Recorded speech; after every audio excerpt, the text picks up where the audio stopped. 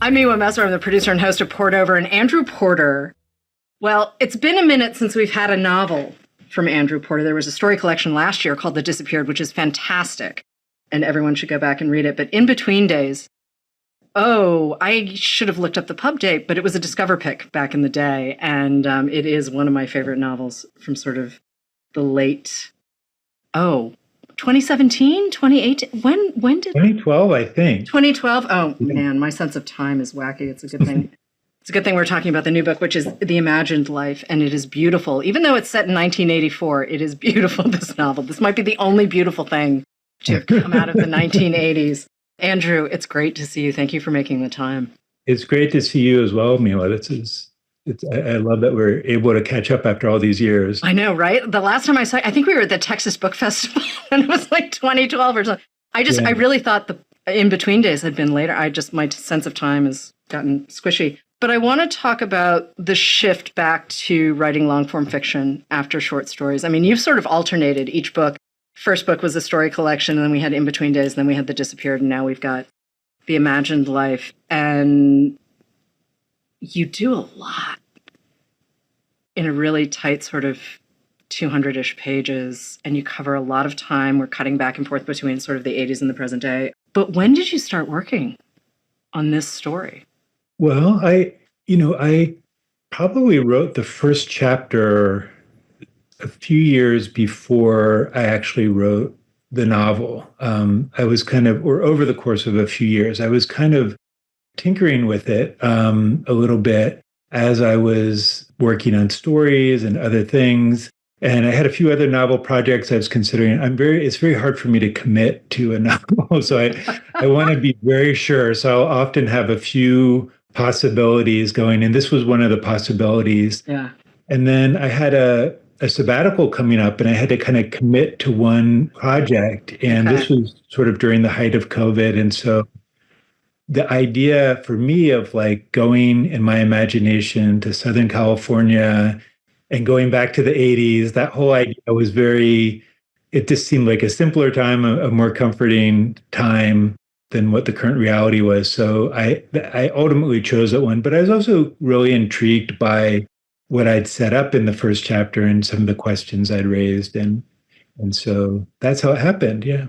We're going to stick to Stephen and his father, the sort of the protagonist and his dad. There are other characters throughout this book, and we're not really necessarily going to go back in time all that much, mostly because I would like to stay away from spoilers, and you and I were sort of figuring this out before we hit record. The tone of this book, it's really beautiful and melancholy, and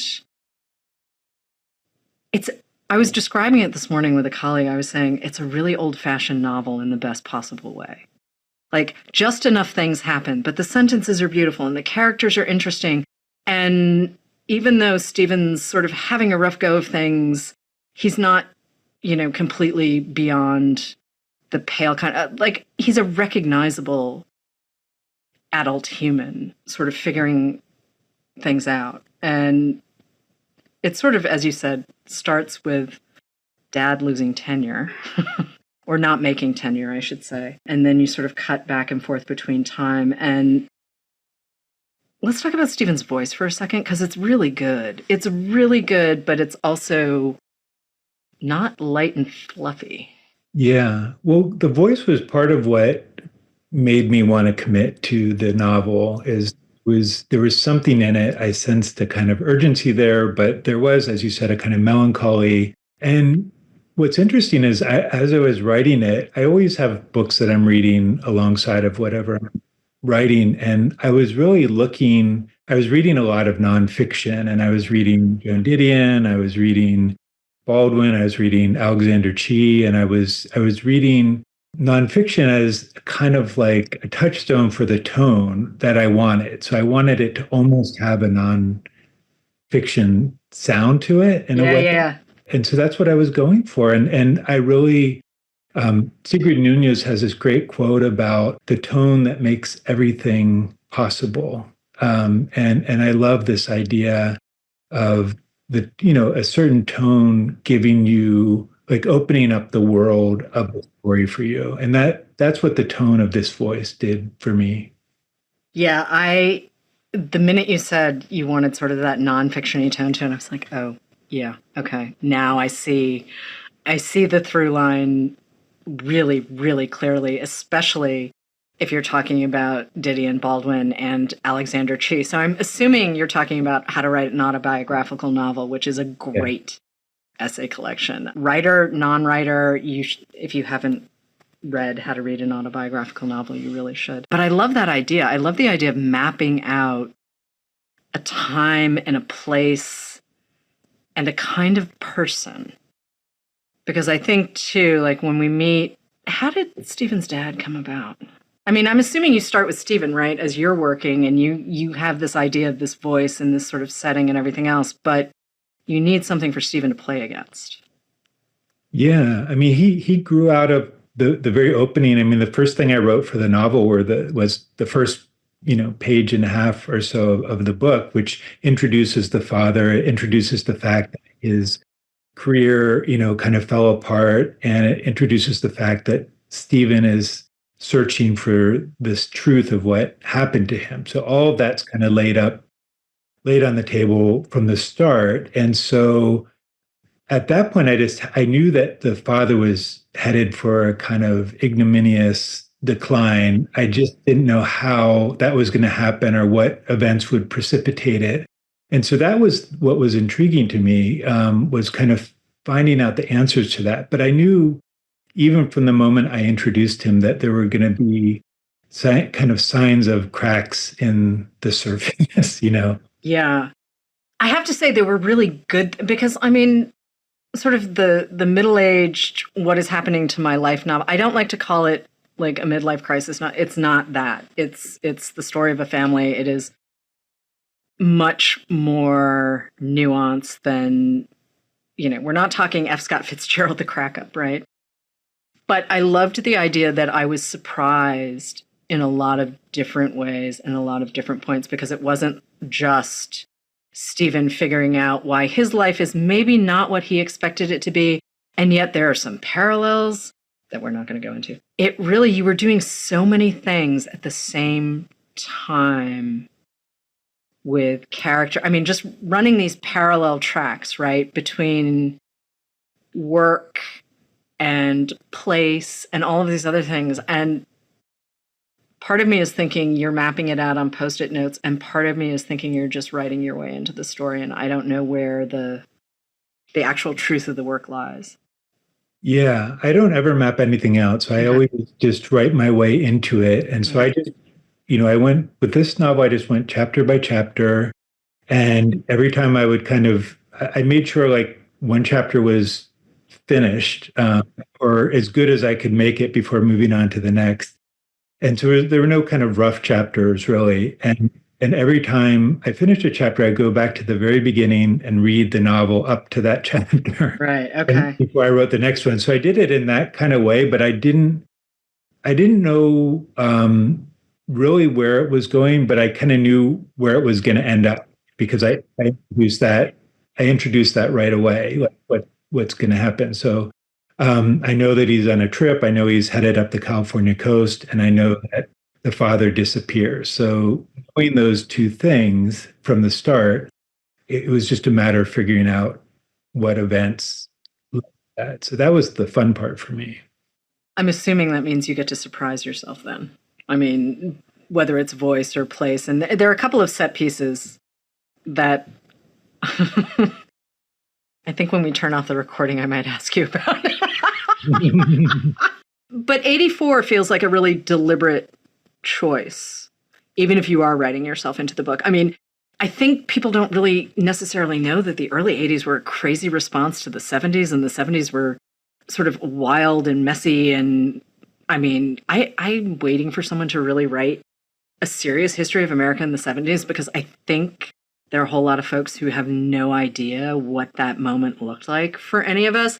And so I have to say, I did laugh when I realized we were in 1984. I was like, okay, no good can come of this, but I'm going to trust Porter as he leads us through.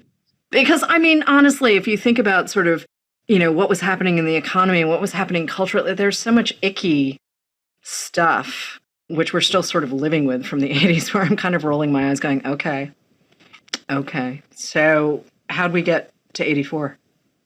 Yeah, I mean, part of it was kind of I wanted to write about a time that I had some memory of at around that age. And so that was part of it. But I think also I was interested in that kind of transitional period between the late 70s and the early 80s that you're talking about. And the parents, the father and the mother in the story, and all of their colleagues, they're still kind of in the late 70s Yeah, or yeah, mid 70s in yeah. terms of, having lots of parties and, they're living that type of lifestyle and they haven't quite adjusted Yeah, yeah. to the 80s where Stephen is growing up as a teenager or soon to be a teenager Hmm. in the 80s. And so he's being introduced to Right. different things, different music, different, aspects of the culture. And so I wanted that contrast to kind of be there. Were your parents cocktail party people? They like to throw parties. Yeah, yeah. No, my parents were hardcore cocktail party people, and the Yeah. adults were always kind of fascinating. But at the same time, I'm like, wow, you guys actually survived the Yeah. 70s and 80s. I mean, that's part of it is just like you see the photos too, and I'm like, oh, that might be the 4th of July when someone set the garage on fire with bottle rockets. And I'm just like, how did any of us make it out of this? Like we were raised by wolves. They were very pretty wolves, but like we were raised by wolves completely. Yeah, I was definitely drawing on memories of like my parents' parties. And Yeah. I just remember, the adults were always smoking. There was Mhm. lots of cocktails, and no one was really watching where the kids were, what we were doing. And so that was kind of, that informed some of that a little Mhm. bit. But they weren't quite the partiers that the parents in Right. this But novel. the contrast, though, between sort of,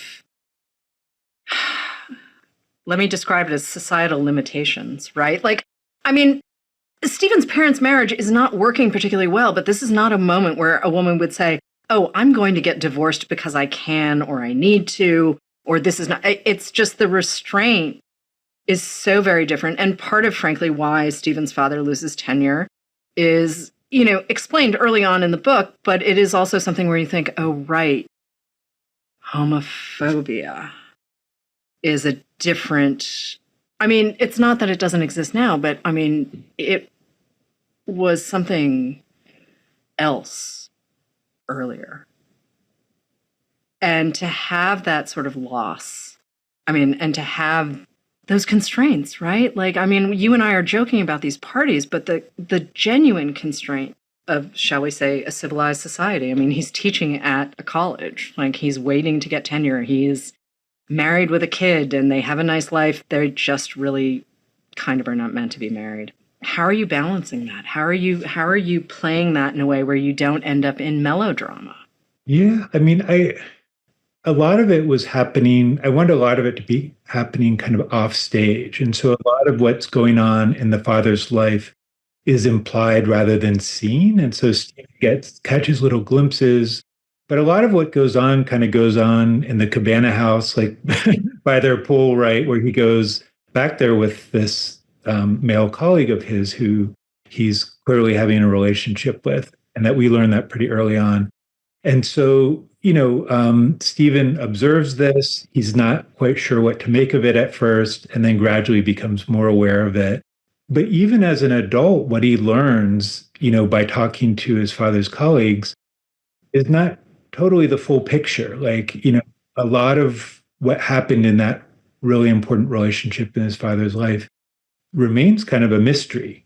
I liked that mystery, though. I mean, basically, the first version of the book I got wasn't the pretty ARC. It was just kind of words on the page. And I was like, okay, I'm in. And I didn't know how much was going to sort of be solved, as it were, because you've got a couple of different mysteries happening. It's not just dad. And there are layers to dad as well. And I was kind of like, all right, let's see where this goes. And I like the kind of open-endedness of a lot of what's happening, because the assumption that any of us would know, I mean, it's very much from Stephen's point of view at a couple of different points in his life. And watching other people try to fill in the gaps is so much more interesting to me than having it sort of handed over in a neat and tidy kind of way. And I don't think you've ever been that writer.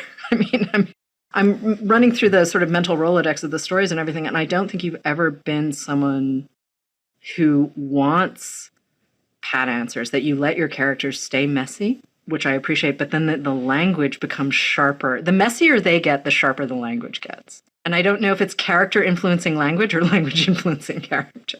Yeah, I hadn't thought about that, but thank you for saying that. I hope that is true. It might be. I mean, I'm working off of memory, so Yeah. I might be disappointing people, but Yeah, I don't. I mean, I'm interested in messy characters. I mean, that's kind of what's always drawn me to fiction, is kind of exploring really complex characters and figuring out why they do the things they do, and also kind of allowing for these mysteries to remain even after the story is done. I think that's why certain stories haunt us, is because of those unanswered questions. That's why we still think about certain books years later, or certain short stories, is that there's that kind of question of one particular question or a couple questions that just kind of haunt us. We meet Stephen as an adult, right? And we can see sort of the parallel. There's some career parallels with his dad. There's some, adult dude things that run parallel, right? But 12 is a really specific kind of age, regardless of gender. 12 is like space that is hard. I have never met a 12-year-old that wasn't thinking, what am I navigating? What is going, like, I don't know a single adult who looks back on 12 and says, well, that was a really fun year. And I'm wondering how you landed on that for Stephen. I mean, because you kind of need him to be a little in the weeds and a little out of it, but also you can't have him be, a tiny person who sounds like a 40-year-old. Right. Yeah. Well, I wanted at the start of the novel for him to still be kind of, because I think he's a sort of the end of 11 at that point. And I do think there's this big change. I remember myself, like, 12 is really like what most people associate, I think, with 13 or 14. I think that it happens at 12. And so, that's for most people that moment where you go from just idolizing your parents and thinking they're perfect to, beginning to see flaws. And I wanted that to be a part of it too, that as all of this other stuff is happening, he's beginning to recognize flaws in his father that he didn't see before. And it just seemed like this is the age when that would begin to happen. And so I think that was a part of choosing that age. I didn't want him to be too young. And I also didn't want him to be too old, because I felt like if he was like say 15 or 16, he would be angry. I didn't want him to be angry. I wanted him to still partly idolize and forgive his father throughout those childhood years, or that 12-year-old year. Which brings me to Proust. There's a lot more Proust in this novel than I would have expected. I just need to know where Proust came from, if it was just a device for Dad, or if maybe Proust is part of your writerly history, because I keep trying and I keep failing, but... Yeah, I mean, I think, Proust seemed a natural fit for this novel, which is, it's a novel about memory. It's about reconstructing memory and all of that stuff. But also, I wanted the father, who's a scholar, to have an academic interest outside of his field that was kind of an obsession, like a private obsession. Yeah. And I thought Proust, I didn't know why I chose Proust at first, to be honest. But as I wrote more about the father, and as I learned more about him, I realized, well, there really are some interesting parallels here. Proust is someone who published his first book, I think, at like 38, and Swann's Way, and he self-published it. And so there's this sense of him kind of feeling unrecognized, right? His peers at that point. And the father certainly shares that. There's, the kind of repressed or hidden sexuality, parallel. And then Proust was very close with his brother. I started seeing all of these things that had more to do with his life than with the work. I saw the father's obsession being partly about Proust himself. How much Proust have you read? Like, have you done the whole? My big fear is that when I do these interviews, everyone's going to ask me about Proust, and I've read Swann's Way. Right. and that's about it. But enough to know kind of how Proust kind of connects both to the father and also in some ways to Stephen. And even though Stephen doesn't share his father's kind of obsession with Proust, he at one point in the novel is kind of trying to read Proust himself, and I thought that was fitting in a way. I mean, I have the Lydia Davis translation of Swann's Way, and I have to say, I have dipped in and out, and I've enjoyed what I've read, but Proust still feels like a commitment. And I know people who sort of they read a volume of Proust every summer, and they have plans, and they're the kind of people who follow through on their reading plans. I don't always have the luxury of that. It's more like, okay, what am I reading right now for this moment? But I love the idea, though, that Dad's obsession isn't necessarily what you would. It feels like the stakes are really high for Dad, and that losing tenure is more than just about the job, and that there's so much of his personality that's caught up in it, and sort of what happens next. And Stephen's mom, she's a nurse, she's very focused, she knows what she wants. I mean, limited again by social realities, but Dad feels tragic in a way that Mom does not, and that Stephen does. And Stephen's not perfect, okay? Not perfect, but not tragic. Yeah, I mean, Stephen is self-aware enough that he's trying to kind of work on himself and trying to kind of deal with this thing that he swept under the carpet for so many years. And so I see him in the novel as kind of, he's doing what is the responsible thing to do. Like, he recognizes that the separation, he realizes, is his fault, that he's kind of pulled away emotionally in the way that he has throughout his life. And so this is part of a pattern that's all connected to the father. And so he's finally kind of doing that hard work. And so, yeah, I don't see him as tragic in the way the father is, because the father refuses to kind of face himself in a way. And that's part of the tragedy and part of his flaw. But I also think Dad doesn't have the language to describe. I mean, if you look at what sort of adulthood represents and also is, just straight up fact, in the early 80s, I mean, there's a character later it's one of his dad's former colleagues, and Stephen's talking to him, and he's like, well, do you understand that we were babies walking around in adult bodies? Like, we didn't know anything. And it's wild. Like, if you look back, like, I'm just going to use photos of our parents, right? Our respective parents. Like, I look back on some of these photos from that period, and I'm like, how were you old enough to have jobs and children and all that kind of thing? Like, it's wild to me. I just, Yeah. Or looking at myself at certain ages where I'm like, yeah, that just no. No. Can't say no enough. And so watching Stephen sort of navigate that space, I mean, you cover a lot of like social change just between father and son. Yeah. It is kind of interesting. You mentioned that the father doesn't have kind of the language to talk about things. And that is a big difference, that Stephen is, in the present story, it's right now. And we have all of this language now to kind of talk about our experiences. And, I don't think, even when I was growing up, people used the word trauma, right? In the way no. If you Yeah. lost a leg, maybe, or like Right, car crashed, or like, no. Yeah, that was, Yeah. no, it was in the context of a car went over a cliff and, trauma services were called or something. Yeah, it is really interesting to me how much the language has evolved. Yeah, and that's part of for him, he now has this language to kind of talk about what happened, right? In a way that father really didn't, and that he didn't really as a kid, right? And so that's part of it too, is that he's now he's in a different age where that kind of looking back and giving, names to things and using a certain type of language exists. And I think that's helpful to him in a way. Language, though, I mean, you also you run a creative writing program at a school in Texas. And you've been there for a while, right? Like, Yeah, 20 years. Oh, wow. Longer than I remember.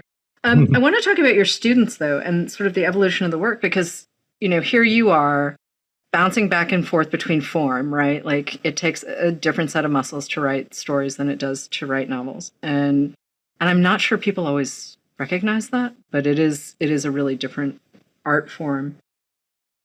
And I'm sort of wondering who your students are now and how they're responding to a novel like The Imagined Life, right? I mean, it's very cool to see all of these different kinds of genre writing happening, and we're blowing up genre in a lot of ways too.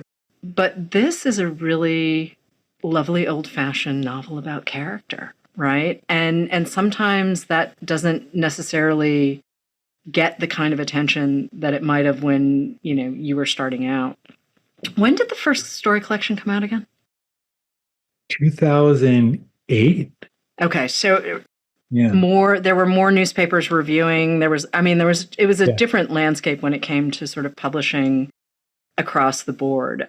I was joking about this with someone the other day, but like there were certain reviewers where you could send something to them, and if they liked it enough, they'd put it out over the wires, and suddenly you'd have 150 hits Right. from the Associated Press. And now it's like they do cover books, just not in the same way. But how do your students look at what's happening in the landscape around them, and what are they trying to do? Yeah, I mean, a lot of them are writing genre fiction, and that's been a trend for, I don't know, 10 years or so. And and yet I continue to teach, the books that I show them and the short stories I show them are often just kind of character-driven literary. And what's interesting is that they love those stories Right. and talk about them in really interesting and insightful ways. It's just that when they go to write a piece for workshop, it's often like a fantasy piece or a science fiction piece. At a certain point, I was like, am I going to have to change what I teach? And I found that that's actually not the case. And so I teach the stuff I love because I feel like that's what I'm going to be best at teaching. And the students really respond to it, which is interesting. And some of them are writing, good old fashioned character driven, stories and novels. And some of them do both. That's one of the most fascinating things is that they'll go back and forth between them with kind of equal ease, which is really intriguing to me. But in terms of how they're responding to kind of the world now, I mean, I think that, there is some sort of a lot more sort of Black Mirror type worlds. I don't think there's an accident, that's an accident. So I'm seeing a little bit more. It's always interesting to me to kind of see what they create, and often they surprise me with the types of stories they tell and the types of worlds they go into. So I love the idea of your students bouncing back and forth between. It's like do all of the things. I love the idea that you're doing all of the things. Yeah, because story is ultimately the thing, right? Like I am still one of those people though where I really do want great sentences, and I'm a little more forgiving if stuff doesn't happen. Whereas there are people who are like, if stuff doesn't happen, I can't with it. Who are some of the writers you're still teaching and some of the books you're still teaching? I mostly teach short stories, right? Because they're just the easiest to teach. And that's generally what the students are writing. And so, those are the models. And so I teach out of anthologies. I always teach, the latest Best American or I teach out of various short story anthologies. So, a lot of the familiar names, Kirsten Valdez Clay, Daniel Evans, Sarah Majka is a writer I like and teach a lot. It's usually a sampling. And what I found is that if I give them enough different types of stories, they're all going to find at least a few that really kind of speak to what they want to do. And so I'm usually thinking more about that than teaching only what I like. I'm thinking I want to give them a variety of things. I want to show them writers doing a lot of different things, and I pay attention to the stories that resonate with them, like which changes over time. I do love that idea. I mean, back in the day, a million years ago, it was kind of there was this idea of sort of the workshop as the workshop, and nothing ever changed. And they, you were taught X, Y, and Z author, and I'm not going to make fun of dead people because it's just I'm not going to do it. But there was that moment where there was sort of an expectation of everything would be sort of uniform, and that, in fact, canon was not a movable object. So, anytime I can kick canon in the shins, I'm happy to do it. I mean, I just like our language evolves, and our art should evolve with us. And I think that, I've seen some really interesting stuff happen in sort of the last 20 years of book selling, and I've seen some really interesting stuff happen in like the last 5 minutes. And I love the idea that we can take ideas in language and story and continue to sort of turn ideas on their head. And then, then you hand me something like the Imagined Life. I'm like, oh, yeah. Oh, this is, it's such a delight to sort of sink back into this story where I'm going to be surprised by the characters, and I'm going to be surprised by the place, and I'm still going to roll my eyes at 1984 because I can. But time is as much a character, right? Not just the year, not just Stephen in the present day. Like, time is a character, place is a character. Like, you've built a world, right? So the idea that your students bounce back and forth between the literary and the science fiction and the fantasy, I'm like, yeah, it's all world building. So do you have sort of a set of parameters you like just for, like, do you have something that you need to get your gears sort of going, or do you just have to find that idea and just say, all right, I love the idea of having a hard time committing to an idea. I'm like, well, I've heard that before.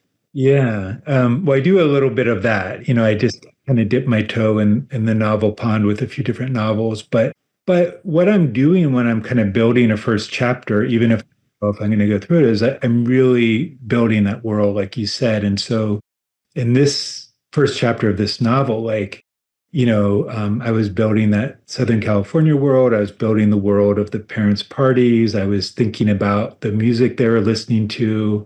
I was thinking about the academic world and how that kind of coincided with their partying lifestyle. And all of those were things I was introducing in that chapter as a way of kind of figuring out, for me, the larger world.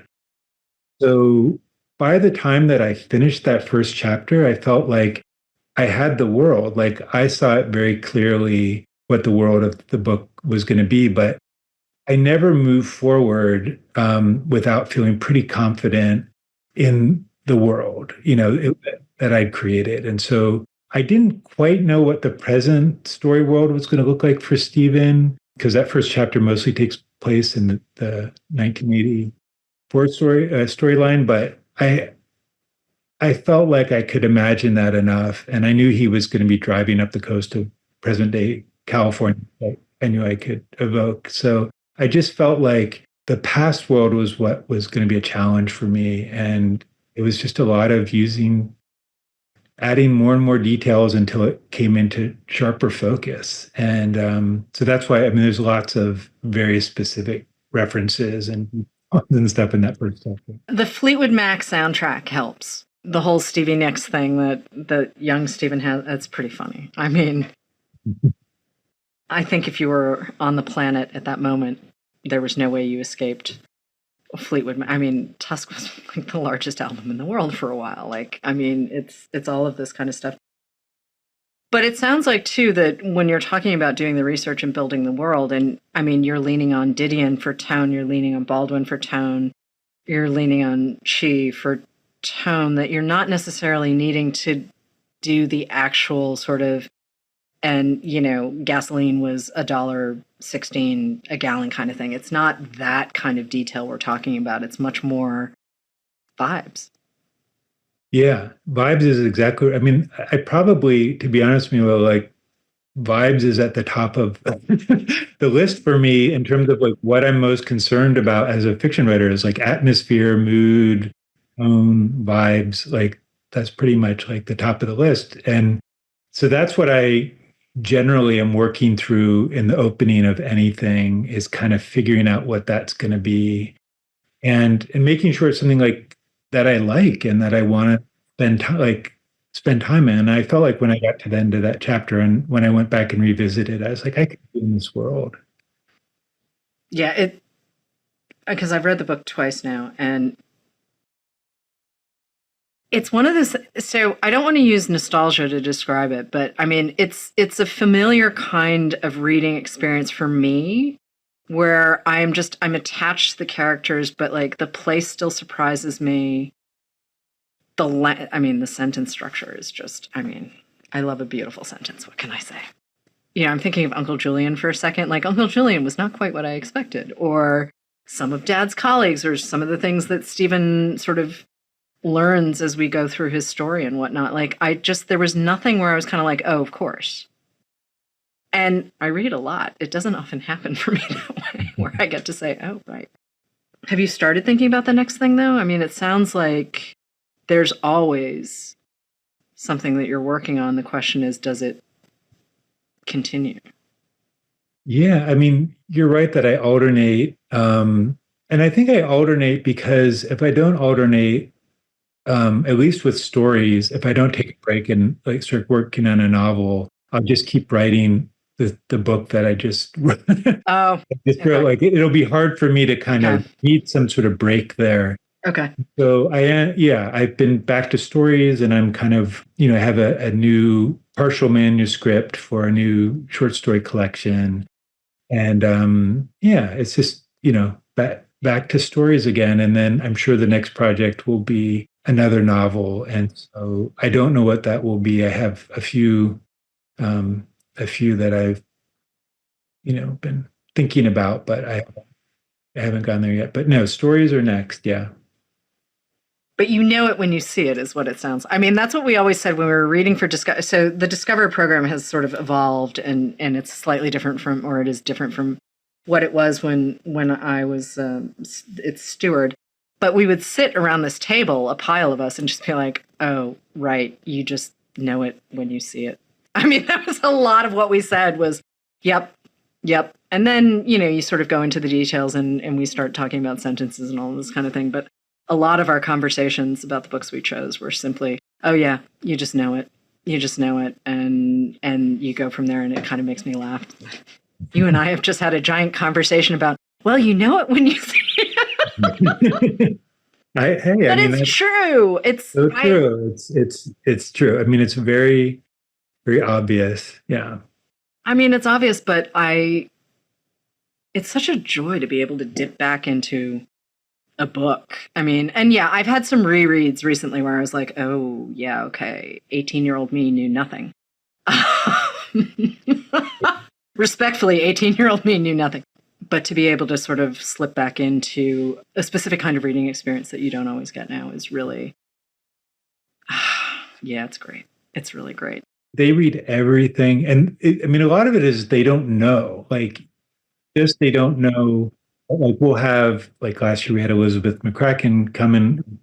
I taught her book, and they like loved it, like adored it. And for many of them, it's like, this is my favorite book, the hero of this story. And I was, and these are like hardcore, like sci-fi readers, and they just need to get it in their hands. And it doesn't mean that now they're going to abandon sci-fi, but just that they like both. And it's mostly they haven't been exposed, just like I wasn't in high school. I was never shown, anything contemporary in high school. And so, yeah, I just think it's like getting those books into their hands, showing them those stories. And, they don't have, I don't know, they don't have the kind of walls, or that's right, where that we had, whereas like I'm a literary fiction writer. No. They don't think that way. They just don't. They just like, books are books, and stories are stories. They can get as excited about a realistic story as they can about a horror story. Yeah.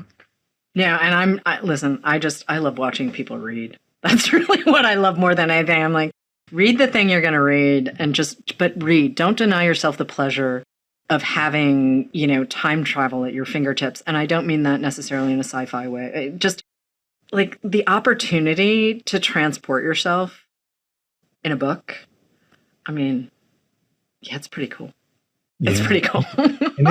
and I will tell you, to give you even more hope, my daughter, who is 13, and her friends are huge, voracious readers, and has nothing to do with me, I don't think. Nope. I never push books on her, but she just loves it. Her friends love it. They have book groups, and they read more books than I do. And Yep. I mean, so there's hope. They're No, not there all on is. devices. There is. No, there is. I think there are a lot of people who do understand that there is great, great pleasure to be found. And sometimes even when, the subject may not be the easiest, there is still great pleasure to be found. I mean, it's the community. I mean, reading is not a passive act, right? Like, it is just not a passive act. And I know there's some people who are like, well, you're just sitting there and no, you're not just sitting there. You're really not. If you're engaging, and again, we each bring our own experiences to a book, right? So it's not even like we have, like, you and I could read Swann's Way in a book club and still have a different experience of the book, which that delights me to no end. As do you, Andrew Porter. I'm so glad we got to do this. The Imagined Life is out now. Yeah, I did too. It's so great to catch up and to have this conversation. Thank you again for having me. Thank you for listening. Poured Over is a Barnes & Noble production. To help other readers find us, please rate and review the show wherever you listen to podcasts.